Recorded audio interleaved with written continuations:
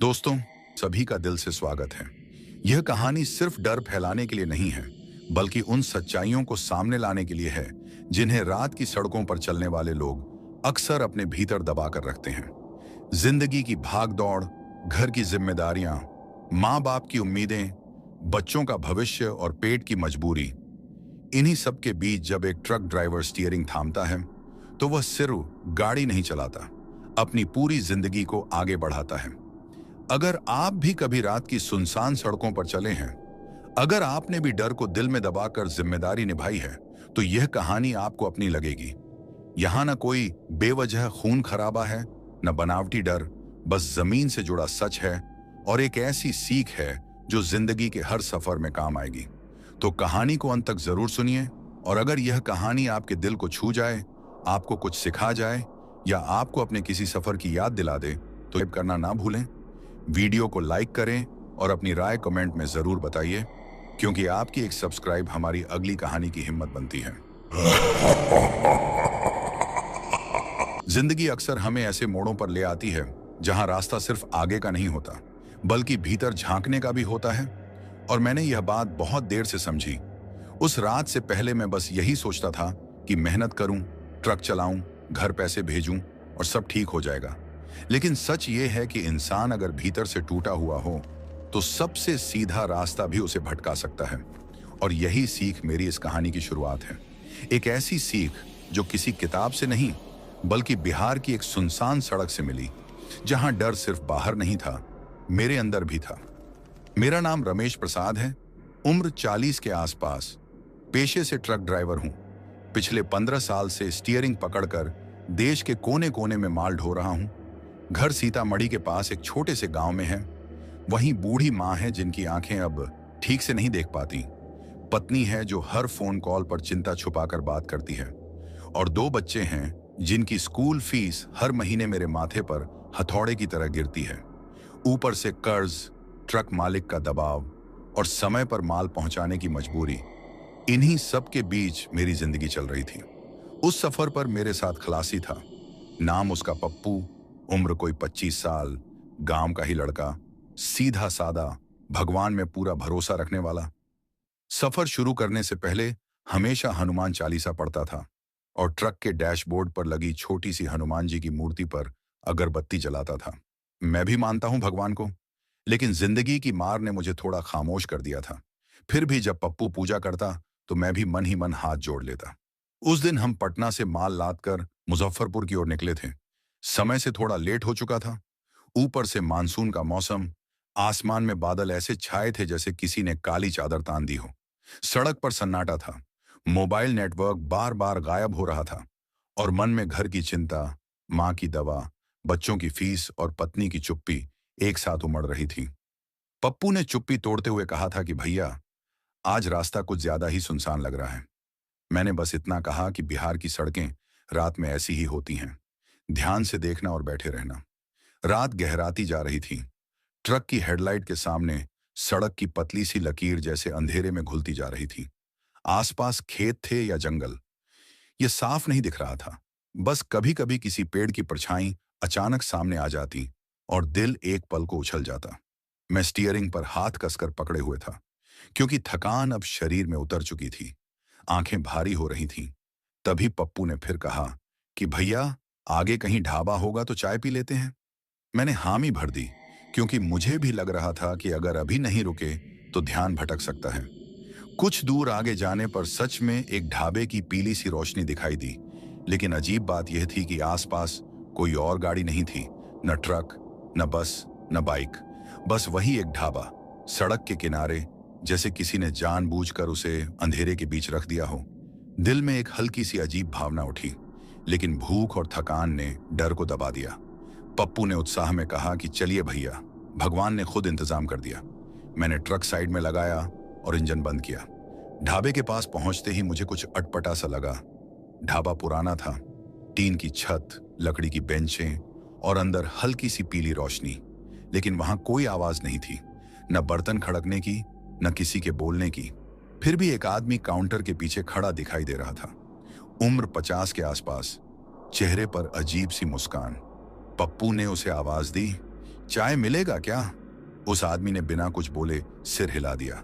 ये देखकर मेरे मन में हल्की सी सिहरन दौड़ गई, लेकिन मैंने खुद को संभाला और बेंच पर बैठ गया। चाय आने में वक्त लगा, बहुत ज्यादा वक्त। पप्पू बार बार मेरी तरफ देख रहा था, जैसे कुछ पूछना चाहता हो। तभी मेरी नजर ढाबे की दीवार पर टंगे एक कैलेंडर पर पड़ी। तारीख कई साल पुरानी थी और नीचे धूल जमी हुई थी। मैंने मन ही मन सोचा कि शायद यह ढाबा बहुत कम चलता है। तभी वह आदमी चाय लेकर आया। चाय का रंग कुछ ज्यादा गहरा था, भाप भी अजीब सी लग रही थी।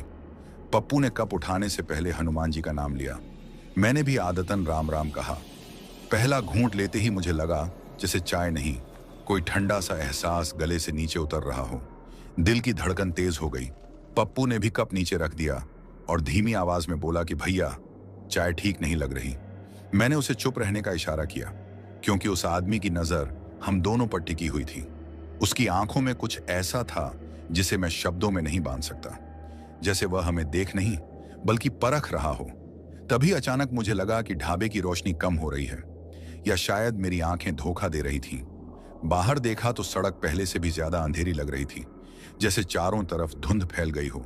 दिल जोर जोर से धड़कने लगा। मुझे माँ की बात याद आई कि बेटा, सफर में अगर मन घबराए तो भगवान का नाम लेना।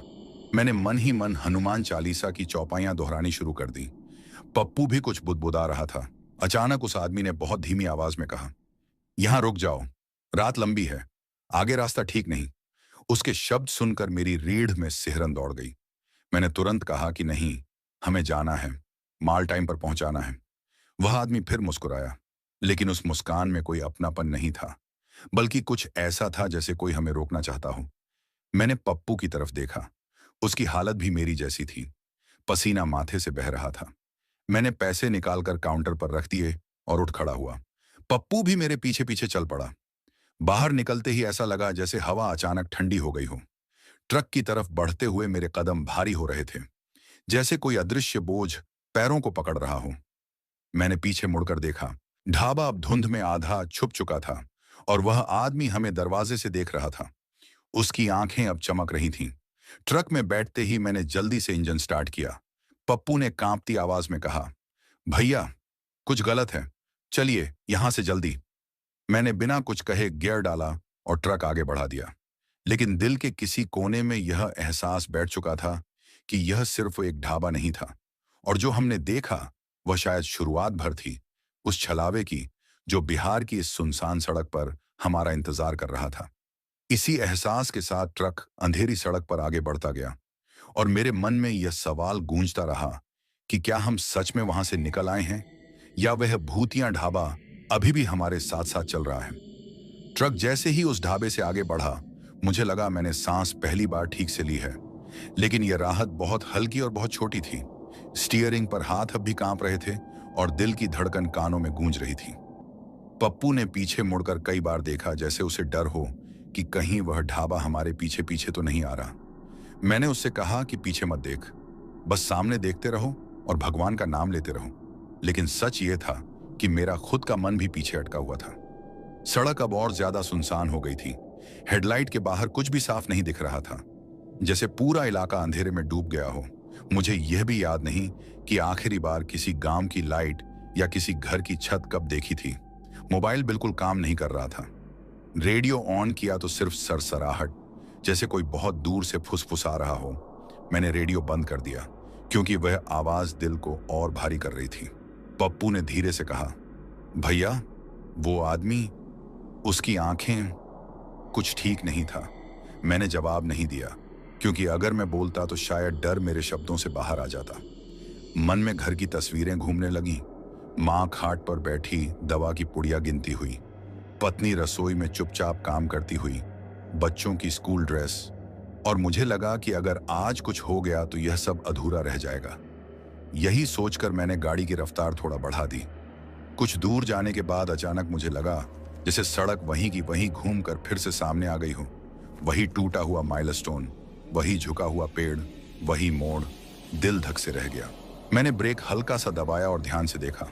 पप्पू भी चौंक गया और बोला, भैया, ये जगह तो अभी थोड़ी देर पहले भी आई थी। मैंने खुद को समझाया कि शायद थकान की वजह से ऐसा लग रहा है। बिहार की सड़कों पर कई जगहें एक जैसी होती हैं, लेकिन मन मानने को तैयार नहीं था। मैंने जेब से ताबीज निकाला जो माँ ने जाते वक्त दिया था। कहा था कि बेटा, इसे हमेशा साथ रखना, रास्ते में अनहोनी से बचाएगा। मैंने उसे डैशबोर्ड पर हनुमान जी की मूर्ति के पास रख दिया और मन ही मन बजरंग बली से प्रार्थना करने लगा। पप्पू भी जोर जोर से हनुमान चालीसा पढ़ने लगा। उसकी आवाज ट्रक के केबिन में गूंज रही थी और मुझे थोड़ी हिम्मत मिल रही थी। लेकिन तभी अचानक सामने सड़क के बीचों बीच एक परछाई सी दिखाई दी। मैंने झटके से ब्रेक मारा। ट्रक चरमरा कर रुक गया। पप्पू लगभग सीट से गिर पड़ा। दिल जोर से धड़क रहा था। मैंने ध्यान से देखा। बाहर कुछ भी नहीं था। खाली सड़क, अंधेरा और सन्नाटा। पप्पू की सांस तेज चल रही थी। उसने कहा, भैया, आपने भी देखा ना? मैंने सिर हिलाया, क्योंकि झूठ बोलने की ताकत मुझ में नहीं थी। ट्रक फिर से स्टार्ट किया, लेकिन इंजन की आवाज कुछ अजीब सी लग रही थी, जैसे वह भी थक गया हो। आगे बढ़ते हुए मुझे लग रहा था कि कोई हमें देख रहा है। शीशे में बार बार नजर जाती, लेकिन वहां सिर्फ हमारी ही परछाइयां थीं। तभी अचानक ट्रक के केबिन में हल्की सी ठंडक फैल गई, जैसे किसी ने खिड़की खोल दी हो, जबकि खिड़कियां बंद थीं। पप्पू ने कांपते हुए कहा, भैया, ठंड लग रही है। मैंने शॉल उसके कंधे पर डाल दी, लेकिन खुद के रोंगटे खड़े हो चुके थे। कुछ मिनट बाद फिर वहीं ढाबे की पीली रोशनी दूर से दिखाई दी। दिल जैसे बैठ सा गया। मैंने गाड़ी धीमी कर दी। पप्पू लगभग चिल्ला पड़ा, भैया, ये वही ढाबा है। हम तो आगे निकल चुके थे। मेरे हाथ पैर सुन्न हो गए। दिमाग ने जवाब देना बंद कर दिया। समझ नहीं आ रहा था कि यह कैसे हो सकता है। सड़क तो सीधी थी, हमने कोई मोड़ नहीं लिया था। ढाबा अब पहले से ज्यादा साफ दिखाई दे रहा था। वही टीन की छत, वही पीली लाइट, वही सन्नाटा। लेकिन इस बार मुझे लगा जैसे वहां और भी परछाइयां हैं। ढाबे के आसपास, पेड़ों के पास, सड़क के किनारे। ट्रक अपने आप धीमा हो रहा था, जैसे किसी ने ब्रेक पकड़ लिया हो। मैंने पूरी ताकत लगाकर एक्सीलरेटर दबाया। मुंह से बस एक ही आवाज निकली, हे बजरंग बली, बचा लो पप्पू। जोर जोर से रोने लगा और बोला, भैया, गाड़ी मत रोकना, चाहे जो हो जाए। मैंने भी दांत भींच लिए और आंखें बंद किए बिना सामने देखते हुए ट्रक को आगे बढ़ाता रहा। जैसे ही हम ढाबे के सामने से गुजरे, मैंने शीशे से देखा। वह आदमी फिर दरवाजे पर खड़ा था, लेकिन इस बार उसका चेहरा साफ नहीं, बस एक काली सी परछाई थी और उसकी आवाज मेरे कानों में गूंजी, अभी जाना मुमकिन नहीं। ट्रक अचानक झटके से आगे निकल गया और ढाबे की रोशनी पीछे छूट गई। मैंने शीशे में देखा। इस बार वह सच में गायब था। सड़क नई लग रही थी। हवा में अजीब भारीपन था। हम दोनों चुप थे। सिर्फ ट्रक के इंजन की आवाज और हमारी सांसों की धड़कन सुनाई दे रही थी। मुझे एहसास हो चुका था कि हम किसी साधारण रास्ते पर नहीं थे। ये कोई आम रात नहीं थी और यह सफर अब सिर्फ मंजिल तक पहुंचने का नहीं, बल्कि किसी भयानक छलावे से निकलने का बन चुका था। ढाबे को पीछे छोड़ने के बाद भी मन को चैन नहीं मिला। ऐसा लग रहा था जैसे सड़क हमें आगे नहीं जाने दे रही हो। ट्रक चल तो रहा था, लेकिन दूरी तय नहीं हो रही थी। पप्पू चुप था, बस होंठ हिल रहे थे और वह लगातार हनुमान चालीसा पढ़ रहा था। उसकी आवाज में डर साफ महसूस हो रहा था और मैं खुद को मजबूत दिखाने की कोशिश कर रहा था, जबकि भीतर से पूरी तरह टूट चुका था। कुछ दूर जाने पर अचानक ट्रक की लाइट धीमी पड़ने लगी। मैंने डैशबोर्ड देखा तो सब ठीक था, फिर भी सामने अंधेरा गाढ़ा होता जा रहा था। मुझे माँ की दी हुई सीख याद आई कि डर के समय आंख बंद नहीं करनी चाहिए, भगवान को याद करते हुए आगे बढ़ना चाहिए। मैंने जोर से जय बजरंग बली कहा, जैसे अपने अंदर हिम्मत भर रहा हूं। तभी सड़क के किनारे एक औरत खड़ी दिखाई दी। सफेद साड़ी, बाल खुले हुए, चेहरा साफ नहीं दिख रहा था। पप्पू ने डरते हुए मेरा हाथ पकड़ लिया और बोला, भैया, गाड़ी मत रोकना, यह इंसान नहीं है। मेरा दिल जोर से धड़कने लगा, लेकिन मैंने ब्रेक नहीं लगाया, बस आंखें सामने जमाए रखी। जैसे ही हम उसके पास से गुजरे, मुझे लगा किसी ने ट्रक के पीछे हाथ मारा हो। पूरी गाड़ी कांप गई। पप्पू चीख पड़ा। मैंने ट्रक की रफ्तार बढ़ा दी और मन ही मन राम नाम जपने लगा। कुछ सेकंड बाद सब शांत हो गया। पीछे देखा तो सड़क खाली थी, जैसे कुछ हुआ ही ना हो। हम दोनों एक दूसरे की तरफ देख रहे थे। बिना बोले समझ गए थे कि यह रास्ता हमें परख रहा है और अगर हिम्मत टूटी तो शायद वापसी का रास्ता नहीं बचेगा। ट्रक आगे बढ़ता रहा और मेरे दिल में बस एक ही दुआ थी कि यह रात किसी तरह कट जाए और हम दोनों सही सलामत अपनी मंजिल तक पहुंच सके। उस औरत की परछाई पीछे छूट चुकी थी, लेकिन उसका एहसास ट्रक के केबिन में अब भी बैठा हुआ था। जैसे ठंडी हवा के साथ कोई अदृश्य बोझ हमारे कंधों पर आकर टिक गया हो। मैंने स्टीयरिंग पर हाथ और कस लिए थे। उंगलियों में दर्द होने लगा था, लेकिन छोड़ने की हिम्मत नहीं थी। पप्पू अब भी हनुमान चालीसा पढ़ रहा था। आवाज धीमी थी पर लगातार थी, जैसे अगर एक पल को भी रुका तो कुछ बहुत बुरा हो जाएगा। बाहर सड़क वहीं थी, संकरी, टूटी फूटी, दोनों तरफ खेत और झाड़ियां। लेकिन अब सब कुछ अजनबी लग रहा था, जैसे यह इलाका हमें पहचानता हो और हम इसे नहीं। मेरा दिमाग बार बार घर की तरफ भाग रहा था। माँ का चेहरा आंखों के सामने आ रहा था, उनकी झुकी हुई कमर, कांपते हाथ, और वह बात कि बेटा, रास्ते में घमंड मत करना, डर लगे तो भगवान का नाम लेना। आज पहली बार मुझे लगा कि माँ ने यह बातें यूं ही नहीं कही थी। शायद उन्होंने भी कभी ऐसा कुछ महसूस किया होगा। पत्नी की आवाज याद आई, जो पिछले फोन पर बहुत थकी हुई लग रही थी। बच्चों की फीस का जिक्र करते वक्त वह हंसने की कोशिश कर रही थी, लेकिन मैं समझ गया था कि घर की हालत अच्छी नहीं है। यही सब सोचते हुए मेरे मन में एक अजीब सा अपराध बोध भर गया कि क्या सिर्फ पैसे के लिए मैं हर बार ऐसी रातों को बुला लेता हूं। ट्रक आगे बढ़ रहा था, लेकिन समय जैसे रुक गया था। घड़ी देखी तो लगा मिनट आगे बढ़ ही नहीं रहे। पप्पू ने घबराकर पूछा, भैया, रात बहुत लंबी लग रही है, सुबह कब होगी?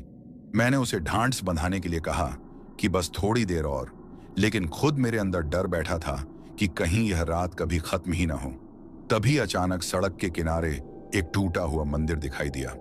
बहुत छोटा सा, बस एक पत्थर की मूर्ति, ऊपर लाल कपड़ा बंधा हुआ। मैंने राहत की सांस ली, क्योंकि सुनसान में मंदिर दिख जाना अपने आप में हिम्मत देता है। मैंने ट्रक थोड़ा धीमा किया और मन ही मन हाथ जोड़ लिए। पप्पू ने जोर से जय बजरंग बली कहा। उसी पल मुझे लगा जैसे हवा थोड़ी हल्की हो गई हो, लेकिन यह राहत भी ज्यादा देर टिक नहीं पाई। मंदिर के आगे से निकलते ही फिर वही भारीपन लौट आया, जैसे किसी ने हमें चेतावनी दी हो कि यहां आस्था भी पूरी तरह काम नहीं कर रही। यह एहसास मुझे अंदर तक हिला गया। कुछ किलोमीटर आगे बढ़ने पर ट्रक ने अचानक झटका दिया। इंजन की आवाज बदल गई। मैंने तुरंत क्लच दबाया और साइड में लगाने की कोशिश की। पप्पू घबरा गया और बोला, भैया, अब क्या हुआ? मैंने कहा, शायद इंजन गर्म हो गया है, देखना पड़ेगा। लेकिन सच यह था कि उस सुनसान सड़क पर रुकने का ख्याल ही मुझे डरा रहा था। फिर भी मजबूरी थी। ट्रक रुकते ही चारों तरफ सन्नाटा और गहरा हो गया, जैसे सड़क हमारी आवाज सुनने का इंतजार कर रही हो। मैं और पप्पू दोनों नीचे उतरे। ट्रक के नीचे झांक कर देखा। कुछ खास नजर नहीं आ रहा था, लेकिन अजीब बात यह थी कि इंजन बंद होते ही ठंड बढ़ गई थी। सांस से भाप निकलने लगी, जबकि मौसम इतना ठंडा नहीं होना चाहिए था। पप्पू ने धीरे से कहा, भैया, यहां कुछ गलत है, चलिए जल्दी से काम निपटाकर निकलते हैं। मैंने सिर हिलाया और इंजन में पानी डाला। मन ही मन भगवान से माफी मांगता रहा कि अगर कभी किसी का दिल दुखाया हो तो आज बचा लो। उसी वक्त मुझे लगा जैसे झाड़ियों के पीछे कोई हरकत हुई हो। मैंने टॉर्च जलाई और उधर देखा। कुछ भी साफ नहीं दिखा, बस परछाइयां हिलती हुई लगीं। पप्पू ने डर के मारे मेरी बांह पकड़ ली। मैंने उसे झिड़कने की कोशिश की, लेकिन आवाज में दम नहीं था। तभी अचानक दूर से किसी के चलने की आवाज आई, सूखे पत्तों के चरमराने की। मेरे दिल की धड़कन तेज हो गई, क्योंकि इस सुनसान में किसी और का होना अपने आप में सवाल खड़ा करता था। अंधेरे से एक बूढ़ा आदमी धीरे धीरे बाहर आया। सफेद धोती, गंदा सा कुर्ता, हाथ में लकड़ी की लाठी, चेहरा झुर्रियों से भरा हुआ, लेकिन आंखें बहुत तेज। उसने पास आकर पूछा, इतनी रात में यहां क्यों रुके हो? उसकी आवाज में अपनापन नहीं, बल्कि कुछ अजीब सी गहराई थी। मैंने उसे बताया कि ट्रक में दिक्कत आ गई थी। उसने सड़क की तरफ देखा और बोला, यह रास्ता रात में ठीक नहीं, जो दिखता है वह सच नहीं होता। उसकी बात सुनकर मेरे रोंगटे खड़े हो गए। पप्पू ने डरते हुए पूछा, बाबा, यहां कोई ढाबा है क्या? बूढ़ा हल्का सा हंसा, लेकिन उसकी हंसी में खुशी नहीं थी। बोला, ढाबा? हाँ है, लेकिन वहां जो रुक गया वह आगे नहीं बढ़ पाया। मैंने और पप्पू ने एक दूसरे की तरफ देखा। वही ढाबा, वही चेतावनी। मेरे मन में गुस्सा और डर एक साथ उभरा। मैंने कहा, बाबा, हम वहां से निकल आए हैं। बूढ़े ने मेरी तरफ गौर से देखा और बोला, निकल आए हो या तुम्हें लग रहा है कि निकल आए हो? उसकी बात सुनकर मेरे पैरों तले जमीन खिसक गई। पप्पू रोने जैसा हो गया।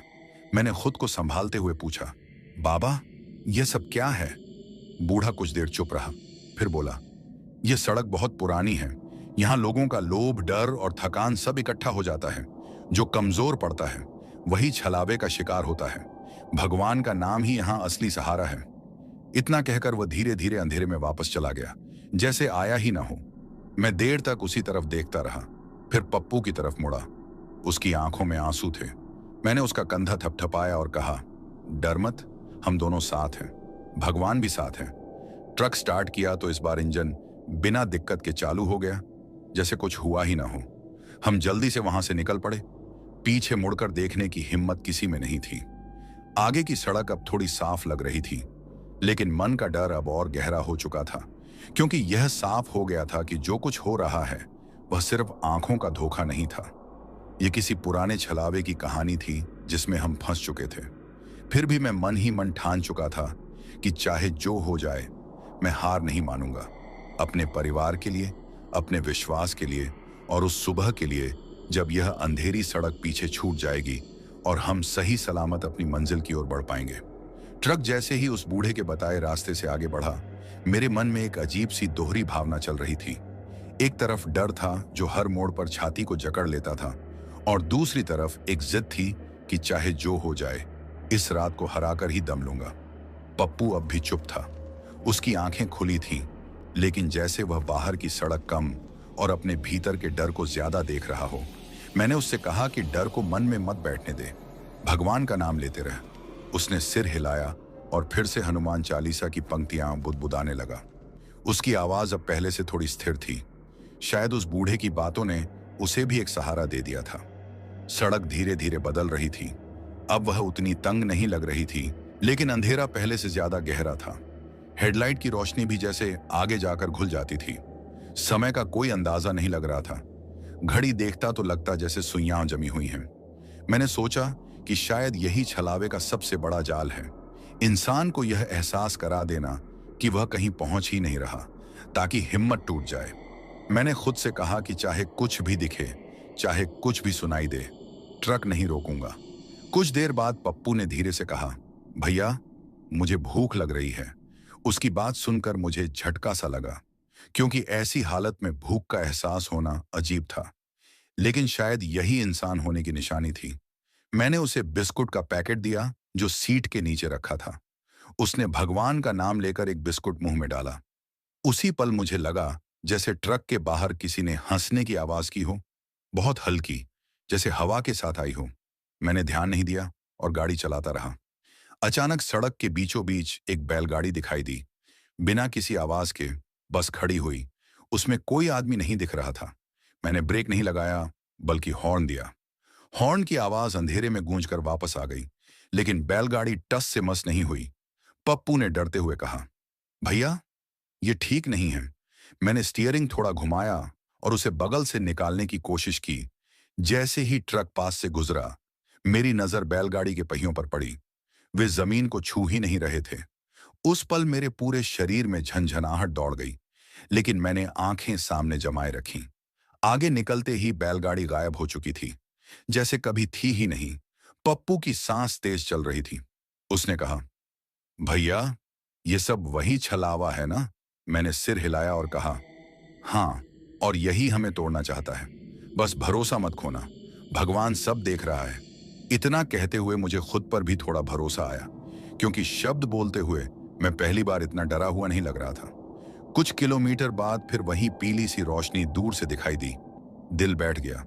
पप्पू ने मेरी तरफ देखा, आंखों में सवाल था। मैंने दांत भींच ली और कहा, यह वही ढाबा है, लेकिन इस बार हम नहीं रुकेंगे, चाहे कुछ भी हो। ढाबा पास आता गया, रोशनी तेज होती गई, और मुझे लगा जैसे कोई अदृश्य ताकत ट्रक को अपनी ओर खींच रही हो। मैंने पूरी ताकत से एक्सीलरेटर दबाया। इंजन गुर्राया, लेकिन रफ्तार नहीं बढ़ी। ढाबे के सामने से गुजरते वक्त मैंने देखा कि इस बार वहां सिर्फ एक आदमी नहीं था, कई परछाइयां थीं, बेंचों पर बैठी हुई, सिर झुकाए, और उस काउंटर के पीछे वही आदमी खड़ा था। उसकी आंखें अब साफ दिख रही थीं, खाली और ठंडी, जैसे उनमें कोई जान ही ना हो। उसने हाथ उठाकर इशारा किया, रुक जाओ। इस बार उसकी आवाज मेरे कानों में नहीं, सीधे दिमाग में गूंजी। पप्पू चीख पड़ा और उसने हनुमान जी की मूर्ति को पकड़ लिया। मैंने जोर से राम नाम लिया और स्टीयरिंग पर पैर मारते हुए ट्रक को आगे घसीटा। उस पल मुझे अपने बच्चों का चेहरा दिखा, मां की कांपती आवाज सुनाई दी और पत्नी की वह खामोशी याद आई जो मुझसे कुछ कहती नहीं थी लेकिन सब कुछ कह जाती थी। शायद यही वह पल था जहां फैसला होना था, या तो डर जीतता या मैं। ट्रक ने अचानक झटका लिया और जैसे किसी बंधन से छूट गया, रफ्तार बढ़ गई और ढाबा पीछे छूटने लगा। जैसे ही हम ढाबे से दूर हुए, हवा का भारीपन कम होने लगा।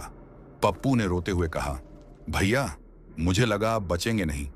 मैंने उसकी तरफ देखा और पहली बार उस रात हल्की सी मुस्कान आई। मैंने कहा, जब तक सांस चल रही है तब तक हार नहीं मानते। यही जिंदगी का नियम है और शायद यही इस सड़क की भी परीक्षा है। आगे की सड़क अब थोड़ी जानी पहचानी लगने लगी थी। दूर कहीं किसी गांव की हल्की सी रोशनी दिख रही थी। ये रोशनी असली लग रही थी। उसमें वह डर नहीं था जो ढाबे की रोशनी में था। पप्पू ने राहत की सांस ली और कहा, भैया लगता है हम निकल आए। मैंने पूरी तरह भरोसा नहीं किया लेकिन मन में उम्मीद जाग गई थी और उसी उम्मीद के सहारे ट्रक आगे बढ़ता रहा, क्योंकि मुझे पता था कि यह छलावा अभी पूरी तरह खत्म नहीं हुआ है। लेकिन अब मैं उसे पहचानने लगा हूं और यही पहचान हमें आखिरकार इस रात से बाहर ले जाएगी। गांव की वह हल्की सी रोशनी सामने दिखने लगी थी, लेकिन मैंने अपनी आंखों को उस पर पूरी तरह भरोसा करने से रोक रखा था, क्योंकि इस रात ने मुझे सिखा दिया था कि हर चमक सच्चाई नहीं होती। कई बार वही चमक सबसे बड़ा छलावा बन जाती है। पप्पू बार बार आगे झुककर देख रहा था, जैसे पक्का करना चाहता हो कि यह रोशनी हिल नहीं रही, भाग नहीं रही और सच में किसी इंसानी बसावट की है। मैंने ट्रक की रफ्तार थोड़ी कम कर दी। मन में यही डर था कि कहीं जल्दी के चक्कर में फिर उसी जाल में न फंस जाए। जैसे जैसे हम पास पहुंचे, मुझे कुछ आवाजें सुनाई देने लगीं। दूर कहीं कुत्तों के भौंकने की, कहीं किसी घर से आती धीमी सी खांसी की। ये सब आवाजें मुझे सुकून दे रही थीं, क्योंकि छलावे की दुनिया में आवाजें अक्सर बेजान होती हैं, लेकिन ये आवाजें जिंदगी की थीं। पप्पू ने राहत की सांस लेते हुए कहा, भैया लगता है यह असली गांव है। मैंने फिर भी गाड़ी नहीं रोकी, बस धीरे धीरे आगे बढ़ता रहा। गांव के पहले मोड़ पर एक छोटा सा मंदिर दिखा। दिए की मध्यम रोशनी जल रही थी। सामने पीपल का पेड़ और नीचे पत्थर का चबूतरा। मैंने वहीं ट्रक कुछ पल के लिए रोका, इंजन चालू ही रखा। मैं और पप्पू दोनों ने एक साथ हाथ जोड़ लिए, बिना उतरे ही मन प्रार्थना की। उस पल मुझे लगा जैसे छाती पर रखा भारी पत्थर थोड़ा हल्का हो गया हो। पप्पू की आंखों में नमी थी। उसने कहा, भैया अगर आज बचे तो मैं हर मंगलवार यहां आकर दिया जलाऊंगा। हम गांव के अंदर नहीं घुसे, क्योंकि माल और मंजिल का ख्याल भी उतना ही जरूरी था। जैसे ही गांव पीछे छूटा, सड़क फिर से सुनसान हो गई, लेकिन इस बार वह सन्नाटा डरावना नहीं था, बस थका हुआ सा था, जैसे खुद यह रास्ता भी अब हमें और नहीं रोकना चाहता। मैंने चैन की सांस ली, लेकिन तभी ट्रक के पीछे से किसी के दौड़ने की आवाज आई। पप्पू ने घबरा कर कहा, भैया फिर से वही सब तो नहीं? मैंने शीशे में देखा, कुछ भी नहीं था, लेकिन दिल फिर से तेज धड़कने लगा। कुछ देर बाद मुझे एहसास हुआ कि ट्रक का वजन बढ़ गया है। एक्सीलरेटर दबाने पर भी रफ्तार उतनी नहीं बढ़ रही थी, जैसे कोई पीछे से पकड़कर खींच रहा हो। मैंने गुस्से और डर के मिले जुले स्वर में कहा, अब जो भी है सामने आओ, डरा कर नहीं रोक पाओगे। मेरे शब्द निकलते ही केबिन के अंदर ठंडक फिर से फैल गई। पप्पू ने डरते डरते पूछा, भैया ऐसा मत बोलो। मैंने उसकी तरफ देखा और खुद ही चुप हो गया, क्योंकि मुझे भी लगा कि इस सड़क पर शब्दों का भी अपना असर है। तभी सामने से अचानक एक साइकिल वाला दिखा, बहुत धीरे चल रहा था। मैंने हॉर्न दिया, लेकिन वह साइड नहीं हुआ, जैसे सुन ही ना रहा हो। पास आने पर मैंने देखा उसका चेहरा नहीं दिख रहा, बस सिर झुका हुआ था। मैंने स्टीयरिंग घुमाकर उसे पार कर लिया और जैसे ही आगे निकला, ट्रक हल्का हो गया, रफ्तार अपने आप बढ़ गई। पप्पू ने कांपती आवाज में कहा, भैया ये सब हमें रोकने की आखिरी कोशिशें हैं। मैंने सिर हिलाया और कहा, हाँ, लेकिन अब इनका असर कम हो रहा है। रात अब धीरे धीरे ढलने लगी थी। आसमान के एक कोने में हल्की सी नीली आहट दिखने लगी, जैसे सुबह आने की तैयारी कर रही हो। उस पल मुझे पहली बार यकीन हुआ कि यह रात खत्म होगी। मैंने बच्चों के बारे में सोचा। सोचा कि अगर सुबह घर फोन कर पाया तो कितनी राहत मिलेगी। पप्पू भी अब पहले जैसा डरा नहीं लग रहा था। उसके चेहरे पर थकान थी, लेकिन आंखों में उम्मीद भी थी।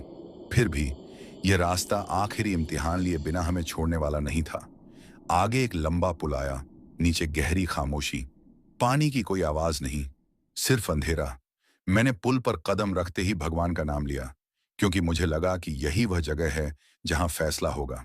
पुल के बीचों बीच पहुंचते ही ट्रक की हेडलाइट एक पल को झपकी। दिल मुंह को आ गया, लेकिन उसी पल मैंने हिम्मत नहीं छोड़ी। एक्सीलरेटर दबाए रखा, आंखें सामने जमाए रखी। पुल पार करते ही जैसे किसी ने अचानक सब कुछ छोड़ दिया हो। हवा सामान्य हो गई, ट्रक बिना किसी रुकावट के चलने लगा। मैंने गहरी सांस ली और पप्पू की तरफ देखा। उसने मुस्कुराने की कोशिश की और कहा, भैया, लगता है अब सच में निकल आए हैं। मैंने कुछ नहीं कहा, बस आसमान की तरफ देखा, जहां हल्की सी सुबह की लकीर साफ दिखने लगी थी। और उस पल मुझे लगा कि चाहे यह छलावा पूरी तरह खत्म हुआ हो या नहीं, लेकिन अब हम उससे डरने वाले नहीं रहे। और यही जीत इस सफर की सबसे बड़ी जीत थी। सुबह की वह हल्की नीली रेखा अब साफ दिखने लगी थी, लेकिन मेरे मन में अब भी पूरी तरह उजाला नहीं उतरा था, क्योंकि इस रात ने मुझे यह सिखा दिया था कि अंधेरा सिर्फ बाहर नहीं होता, वह इंसान के भीतर भी बैठ जाता है और आसानी से जाता नहीं। ट्रक की आवाज अब सामान्य लग रही थी। पप्पू सीट पर थोड़ा ढीला पड़ गया था, जैसे शरीर ने मान लिया हो कि सबसे बुरा पीछे छूट गया है। लेकिन मैं अब भी हर मोड़ पर चौकन्ना था, आंखें सड़क पर और कान हर आवाज पर टिके हुए। पुल पार करने के बाद रास्ता कुछ जाना पहचाना लगने लगा। मील के पत्थर दिखने लगे, जिन पर शहरों के नाम लिखे थे, धुंध में ढके हुए सही, लेकिन असली। यह देखकर दिल को थोड़ा सुकून मिला। पप्पू ने धीमी आवाज में कहा, भैया, यह नाम मैंने पहले भी देखा है, मतलब हम सही रास्ते पर हैं। मैंने सिर हिलाया, लेकिन मन में एक सवाल अब भी गूंज रहा था कि अगर यह सब छलावा था, तो यह शुरू कैसे हुआ और खत्म कैसे होगा। कुछ दूरी पर हमें एक छोटा सा चाय का ठेला दिखा। असली, साधारण, मिट्टी के चूल्हे पर चाय छड़ी हुई। पास में एक आदमी बैठा बीड़ी पी रहा था। सुबह की हल्की रोशनी में वह सब बिल्कुल सामान्य लग रहा था। मैंने ट्रक रोका नहीं, बस धीमा किया, क्योंकि अब रुकने का भरोसा अभी पूरी तरह लौटा नहीं था। उस आदमी ने हाथ हिलाकर इशारा किया, जैसे चाय के लिए बुला रहा हो, लेकिन मैंने गाड़ी आगे बढ़ा दी। पप्पू ने कहा, भैया, इस बार यह असली लगता था। मैंने जवाब दिया, हो सकता है, लेकिन अब हम मंजिल से ज्यादा दूर नहीं हैं। थोड़ा आगे जाकर मैंने ट्रक एक तरफ लगाया, इंजन चालू रखा और बोतल से पानी पिया। पप्पू ने भी पानी पिया और माथे पर छींटे मारे। उसने गहरी सांस लेकर कहा, भैया, आज समझ में आया कि माँ बाप क्यों कहते हैं कि रास्ते में भगवान को याद रखना चाहिए। मैंने उसकी तरफ देखा और पहली बार उस रात दिल से कहा, हाँ, बिना भरोसे के इंसान बहुत जल्दी टूट जाता है। जैसे ही हम आगे बढ़े, सूरज की पहली किरण सड़क पर पड़ी। वह दृश्य मेरे लिए किसी वरदान से कम नहीं था। रात भर जो पेड़ डरावने लग रहे थे, वही अब साधारण पेड़ दिख रहे थे। वही खेत, वही सड़क, बस नजर का फर्क था। मुझे एहसास हुआ कि डर ने हमारी आंखों को कैसा बदल दिया था। पप्पू खिड़की से बाहर देख रहा था और बोला, भैया, रात में यह सब कितना अलग लग रहा था। मैंने कहा, डर इंसान को सच से दूर कर देता है। लेकिन तभी अचानक मुझे फिर वही एहसास हुआ, जैसे कोई हमें आखिरी बार आजमाना चाहता हो। सड़क के किनारे वही ढाबा दूर से दिखाई दिया, लेकिन अब उसकी रोशनी बुझी हुई थी, टूटा फूटा सा, जैसे सालों से बंद पड़ा हो। दिल जोर से धड़का। पप्पू ने भी देख लिया और बोला, भैया, यही है ना। मैंने गाड़ी धीमी की और ध्यान से देखा। अब वह किसी आम खंडहर जैसा लग रहा था। न कोई आदमी, न कोई परछाई, बस सन्नाटा। हम ढाबे के सामने से गुजरे। इस बार न कोई आवाज आई, न कोई खिंचाव महसूस हुआ। सूरज की रोशनी सीधे उस ढाबे पर पड़ रही थी और मुझे साफ दिख गया कि यह जगह असल में कितनी उजड़ी हुई है। शायद सालों पहले यहां कुछ हुआ होगा, कुछ ऐसा जो लोगों के डर, थकान और लालच से मिलकर इस छलावे का रूप बन गया। मैंने मन ही मन कहा, जो भी था अब खत्म हो गया। पप्पू ने राहत की सांस ली और हनुमान जी की मूर्ति के सामने हाथ जोड़ दिए। मैंने भी स्टीयरिंग छोड़कर एक पल के लिए आंखें बंद की। उस पल मुझे लगा जैसे कोई बोझ हमेशा के लिए उतर गया हो। ट्रक फिर से रफ्तार पकड़ चुका था। अब बिना किसी रुकावट के सड़क खुली हुई थी और मंजिल का बोर्ड दूर से दिखने लगा था। मेरे मन में घर की तस्वीरें फिर उभरी, लेकिन इस बार डर के साथ नहीं, बल्कि उम्मीद के साथ। मुझे लगा कि जब घर पहुंचूंगा तो मां के पैर छूकर धन्यवाद कहूंगा, पत्नी से खुलकर बात करूंगा, बच्चों को गले लगाऊंगा, क्योंकि इस रात ने मुझे सिखा दिया था कि जिंदगी सिर्फ कमाने का नाम नहीं, सही सलामत लौटने का भी नाम है। ट्रक सूरज की रोशनी में आगे बढ़ता रहा और मुझे पक्का यकीन हो गया था कि यह छलावे की सड़क अब पीछे छूट चुकी है। लेकिन इसकी सीख हमेशा मेरे साथ रहेगी, क्योंकि कुछ रास्ते इंसान को मंजिल नहीं बल्कि खुद से मिलाने के लिए होते हैं। सूरज अब पूरी तरह निकल चुका था। उसकी रोशनी सीधे ट्रक के शीशे पर पड़ रही थी और रात का वह डर जैसे धीरे धीरे पसीने की तरह शरीर से बाहर निकल रहा था। फिर भी मन पूरी तरह हल्का नहीं हुआ था, क्योंकि जो कुछ हमने देखा था, जो कुछ झेला था, वह सिर्फ थकान या कल्पना नहीं लग रहा था। पप्पू खिड़की से बाहर देख रहा था। खेतों में काम पर जाते लोग दिखने लगे थे। कहीं कोई गाय चर रही थी, कहीं साइकिल पर स्कूल जाते बच्चे। यह सब देखकर दिल को तसल्ली मिल रही थी कि हम सच की दुनिया में लौट आए हैं। मैंने ट्रक की स्पीड सामान्य रखी। अब जल्दबाजी नहीं थी, बस सही सलामत पहुंचना ही सबसे बड़ी मंजिल बन चुकी थी। पप्पू ने चुप्पी तोड़ते हुए कहा, भैया, अगर आज रात हम टूट जाते तो शायद यहीं कहीं रुक जाते। मैंने उसकी बात सुनी और सिर हिलाया। सच यही था कि डर से बड़ा कोई दुश्मन नहीं होता। वही इंसान को सबसे पहले हार मानने पर मजबूर करता है, और शायद वही उस भूतिया ढाबे की ताकत भी था। थोड़ी दूर आगे एक असली ढाबा दिखा, साफ सुथरा। सामने 2 ट्रक खड़े थे। चूल्हे से धुआं उठ रहा था और चाय की खुशबू हवा में घुली हुई थी। मैंने इस बार बिना डरे ट्रक रोका, इंजन बंद किया और नीचे उतरा। जमीन ठोस लग रही थी, हवा सामान्य थी। पप्पू भी उतरा और उसने सबसे पहले जमीन छूकर माथे से लगाया। मैंने ढाबे वाले से चाय मांगी और पास की बेंच पर बैठ गया। चाय का पहला घूंट लेते ही लगा जैसे शरीर में जान लौट आई हो। पप्पू ने कहा, भैया, ये चाय असली है। उसके शब्दों में राहत थी, डर नहीं। मैंने मुस्कुराकर कहा, हाँ, असली और मेहनत की कमाई वाली। ढाबे वाले ने हमसे पूछा कि रात कहाँ बिताई। मैंने बस इतना कहा, सड़क पर। उसने सिर हिलाया और बोला, यह इलाका रात में ठीक नहीं, कई लोग अजीब अजीब बातें बताते हैं। उसकी बात सुनकर मेरे और पप्पू के बीच एक नजर मिली। बिना बोले ही हम समझ गए कि जो हमने झेला वह कोई नई बात नहीं थी। चाय पीकर हमने फिर से यात्रा शुरू की। अब सड़क पूरी तरह जानी पहचानी लग रही थी। बोर्ड साफ दिख रहे थे, मंजिल की दूरी घटती जा रही थी। लेकिन मेरे मन में बार बार यही ख्याल आ रहा था कि अगर वह ढाबा सिर्फ एक जगह नहीं बल्कि इंसान के भीतर का डर था, तो उससे बचने का रास्ता भी भीतर से ही निकलता है। शायद यही वजह थी कि उस बूढ़े ने भगवान का नाम लेने की बात कही थी। पप्पू ने अचानक कहा, भैया, जब घर पहुंचेंगे तो मैं कुछ दिन मंदिर में सेवा करूंगा। ऐसे ही नहीं, दिल से। मैंने उसकी बात सुनी और कहा, मैं भी मां के साथ बैठकर आरती करूंगा। शायद जिंदगी में पहली बार मुझे लगा कि आस्था कोई मजबूरी नहीं बल्कि सहारा होती है, जो सबसे मुश्किल रास्तों पर इंसान को गिरने नहीं देती। दोपहर होते होते हम अपनी मंजिल के करीब पहुंच चुके थे।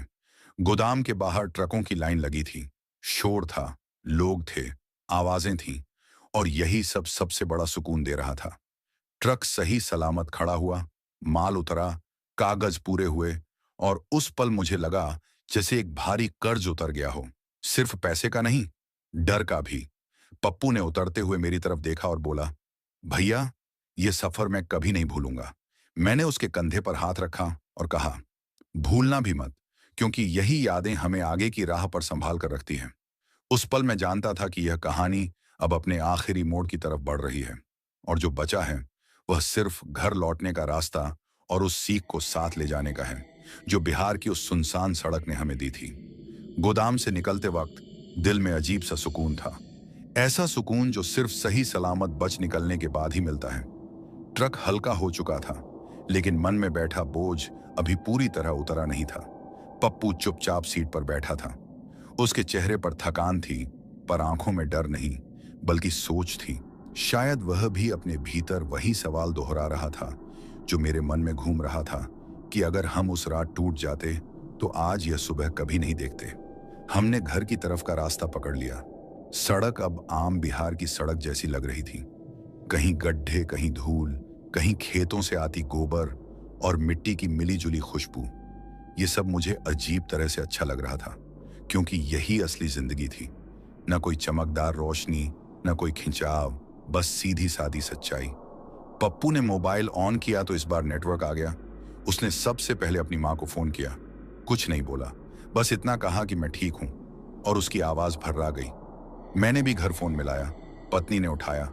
उसकी आवाज सुनते ही दिल भर आया। मैंने उसे बस इतना कहा कि सब ठीक है, आज देर हो जाएगी, लेकिन डरने की जरूरत नहीं। उधर से उसने राहत की सांस ली।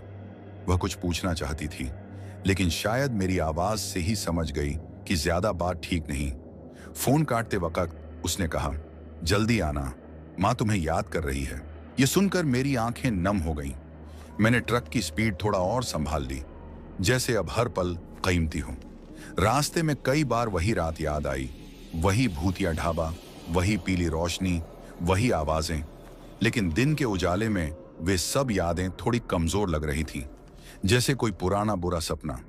फिर भी मैं जानता था कि वह सपना नहीं था। वह इंसान के डर और थकान से बना एक सच था, जो हर उस आदमी को पकड़ लेता है जो अकेला, मजबूर और बोझ से दबा हुआ होता है। शायद इसलिए वह हमें छोड़ने को तैयार नहीं था। पप्पू ने अचानक कहा, भैया, अब समझ में आया कि बाबा ने क्यों कहा था कि यह रास्ता कमजोर को पकड़ता है। मैंने उसकी बात पर हामी भरी, क्योंकि सच यही था कि उस रात हमें किसी भूत ने नहीं, बल्कि हमारे भीतर के डर ने सबसे ज्यादा डराया था। अगर हम वहीं रुक जाते, हिम्मत हार जाते, तो शायद कहानी कुछ और ही होती। लेकिन भगवान का नाम, परिवार की याद और जिद ने हमें आगे बढ़ाया। शाम ढलने लगी थी। आसमान फिर से रंग बदलने लगा, लेकिन इस बार उस रंग में डर नहीं था, बस थकान और घर पहुंचने की जल्दी थी।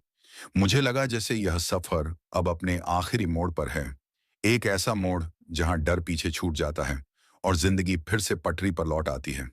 ट्रक आगे बढ़ता रहा और मैं मन ही मन भगवान का शुक्रिया अदा करता रहा कि उसने हमें यह सीख देकर भी बचा लिया।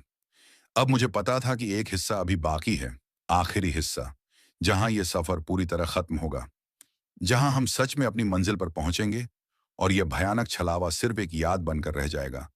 एक ऐसी याद जो हर अगली यात्रा में मुझे सावधान रखेगी और यह याद दिलाती रहेगी कि रास्ते सिर्फ बाहर नहीं होते, इंसान के भीतर भी होते हैं, और उन्हें पार करना सबसे मुश्किल होता है। शाम गहराने से पहले ही हमें अपने गांव का मोड़ दिख गया। वही पुराना बरगद का पेड़, वही टूटी हुई सड़क और वही पहचान जो हर लंबे सफर के बाद दिल को सुकून देती है। ट्रक जैसे ही उस रास्ते पर मुड़ा, मेरे भीतर की सारी थकान एक साथ बाहर आने लगी। ऐसा लग रहा था जैसे कई दिनों का बोझ अब उतर रहा हो। पप्पू ने गहरी सांस ली और बोला, भैया, बस अब पहुंच ही गए। उसके शब्दों में डर नहीं था, सिर्फ राहत थी, और यही राहत इस पूरी कहानी की सबसे बड़ी जीत थी। गांव में घुसते ही कुछ लोग हमें पहचान गए। किसी ने हाथ हिलाया, किसी ने आवाज दी। यह सब देखकर मुझे यकीन हो गया कि हम सच में लौट आए हैं, किसी छलावे में नहीं, किसी परछाई के पीछे नहीं, बल्कि जिंदगी की असली जमीन पर। मैंने ट्रक धीरे किया, क्योंकि अब जल्दी नहीं थी, अब सिर्फ सही सलामत पहुंचना था और भगवान की दी हुई इस दूसरी सुबह का सम्मान करना था। घर के सामने ट्रक रोका तो माँ पहले से बाहर खड़ी थीं, जैसे उन्हें पहले से पता हो कि मैं आ गया हूं। मैंने नीचे उतरते ही उनके पैर छुए। माँ ने मेरे सिर पर हाथ रखा और बस इतना कहा, देर हो गई बेटा, लेकिन सही सलामत आ गया, यही बहुत है। उस एक वाक्य में पूरी रात की कीमत उतर गई। पत्नी की आंखों में आंसू थे, लेकिन चेहरे पर सुकून था। बच्चों ने लिपट कर पकड़ लिया और मुझे लगा कि यही असली मंजिल है। न कोई गोदाम, न कोई पैसा, बल्कि अपनों के बीच सुरक्षित लौट आना। पप्पू भी अपने घर चला गया। जाते जाते उसने मेरे पैर छुए और बोला, भैया, ये सफर मैं जिंदगी भर नहीं भूलूंगा। मैंने उसे गले लगाया और कहा, भूलना भी मत, क्योंकि कुछ रास्ते हमें डराने के लिए नहीं, सिखाने के लिए मिलते हैं। वह मुस्कुराया और चला गया। उसके जाते ही मुझे एहसास हुआ कि यह कहानी अब पूरी हो चुकी है। रात को जब सब सो गए, मैं अकेले आंगन में बैठा रहा। आसमान साफ था, तारे चमक रहे थे, वही रात थी, लेकिन अब उसमें डर नहीं था। मैंने सोचा उस भूतिया ढाबे के बारे में, उस बूढ़े के शब्दों के बारे में और अपनी हालत के बारे में। मुझे साफ समझ में आ गया कि वह छलावा किसी एक जगह का नहीं था। वह हमारी मजबूरी, हमारी थकान और हमारे डर से पैदा हुआ था। और जैसे ही हमने भरोसा और हिम्मत पकड़ी, उसका असर टूटने लगा। उस रात के बाद मैंने एक फैसला किया। अब सफर में जल्दी नहीं करूंगा, थकान को नजरअंदाज नहीं करूंगा और सबसे जरूरी बात, डर लगे तो उसे दबाऊंगा नहीं, बल्कि भगवान का नाम लेकर उसका सामना करूंगा। क्योंकि डर से भागने वाला इंसान कहीं नहीं पहुंचता और डर से लड़ने वाला ही सही सलामत घर लौटता है। बिहार की उस सुनसान सड़क ने मुझे यह सिखा दिया कि जिंदगी में सबसे बड़ा भूत बाहर नहीं, भीतर होता है। और सबसे बड़ा सहारा कोई ताबीज या ताकत नहीं, बल्कि विश्वास होता है। आज भी जब मैं ट्रक चलाता हूं और रात का अंधेरा सामने आता है, तो वह ढाबा, वह रोशनी और वह आवाजें याद आती हैं। लेकिन अब वे मुझे रोकती नहीं, बल्कि सावधान करती हैं। यही थी मेरी कहानी, एक ट्रक ड्राइवर की, जो बिहार की एक सुनसान सड़क पर भयानक छलावे का शिकार होते होते बच गया और सही सलामत अपनी मंजिल तक पहुंचा। अगर इस कहानी से किसी को यह सीख मिले कि हिम्मत, आस्था और अपनों की याद सबसे बड़े अंधेरों को भी पार करा देती है, तो समझिए उस रात का डर बेकार नहीं गया।